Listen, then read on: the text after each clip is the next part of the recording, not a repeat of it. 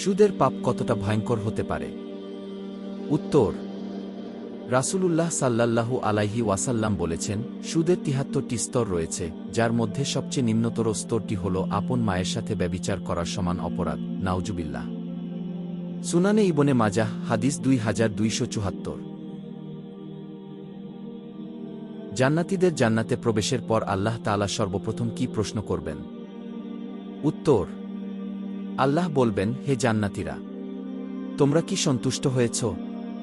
তারা বলবে, হে আমাদের রব, আপনি আমাদের যা দিয়েছেন তা সৃষ্টির আর কাউকে দেননি, আমরা কেন সন্তুষ্ট হব না? তখন আল্লাহ বলবেন, আমি তোমাদের এর চেয়েও উত্তম কিছু দেব, তা হল আমার চিরস্থায়ী সন্তুষ্টি, আমি আর কখনো তোমাদের উপর রাগান্বিত হব না। সহিহ বুখারী, হাদিস ৬৫৪৯।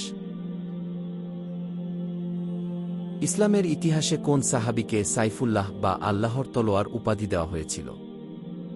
উত্তর, অজেয় সেনাপতি হজরত খালিদ বিন ওয়ালিদ রাদিয়াল্লাহু আনহুকে রাসূলুল্লাহ সাল্লাল্লাহু আলাইহি ওয়াসাল্লাম সাইফুল্লাহ বা আল্লাহর তলোয়ার উপাধি দিয়েছিলেন। সহিহ বুখারী, হাদিস ৪২৬৫। ইসলাম সম্পর্কে জানতে সাবস্ক্রাইব ও বেল বাটনে ক্লিক করে আমাদের সাথে থাকুন।